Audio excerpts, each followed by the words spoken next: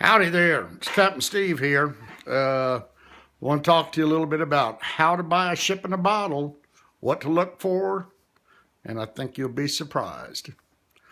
Now, most people purchase ships and bottles for an heirloom. Something's going to be passed down from generations to generations. So the first thing you want to do, if you're looking for an heirloom quality one, make sure you're getting a one of a kind. Now, there are plenty of Japanese or Filipino made ships and bottles out there, mass produced by those poor overworked Chinese. And the thing to look for is when you've got more than one available, you know that you're dealing with a mass produced product. Now, generally speaking, there's several out there. One says European crafted. Well, no, they're not. They're made in the Philippines. You'll see these bottles, they're going to have a red badge. Most of them have a red badge on the neck with a string affixed to the cork. It's your first sign. That's a Chinese, Japanese made, Filipino made ship in a bottle. You can bet on it. And it's not one of a kind, it's one of 1,000 that are identical to it. Now, you want to talk about ship in a bottle? Here we go. This is a typical ship in a bottle. We've got patina, which is on the sails. We've got a blue background, and you can tell this is a one-of-a-kind, handmade ship in a bottle. It doesn't take a genius to be able to see these type of things that will point you in the right direction. Now, what determines the value of a ship in the bottle could be the rigging, okay? It's actual strings which go up behind the sails, and the quantity of them. And one thing is to make sure they're good and tight. There's a lot of the older ones, unfortunately, the antique ones, the ones I'm talking pre-1930s, the rigging possibly might be getting a little old and a little loose. Not a darn thing you can do about it. I'm pretty fortunate. I don't tend to buy those, but I do have a couple of them in stock.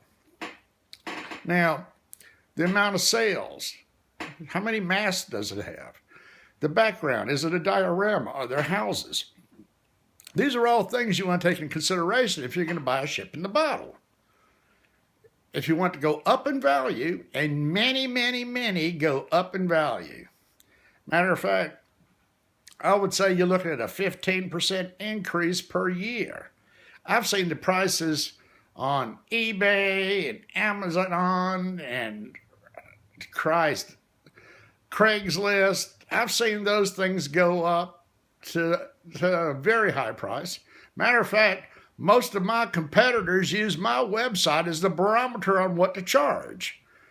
Now, there are some of them out there to try to get rich off of you. I've seen one that's been available for the last year.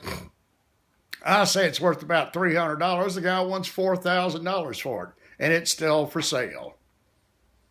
You're going to find to get a good quality ship in a bottle, you can be paying at least $250.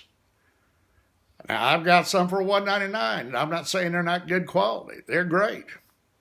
But at the same time, though, if you're going to buy a ship in a bottle off the internet, do yourself a favor, get one that's handcrafted, not one made by the Chinese. It's whatever price you buy it for, you can take it and divide it by 3 to 4 of these mass-produced ships and bottles. Matter of fact, I've seen some of them actually given away, and you pay the $25 shipping and handling. It's so ridiculous. So, main tip, buy something that is handmade, something that can be verified, and stay away from that red seal. If you ever see a red seal on it, you're talking about junk. That's all I can say. Thank you. Have a Merry Christmas, prosperous New Year, and see you later. It's time to leave with no wake. Okay, turn off.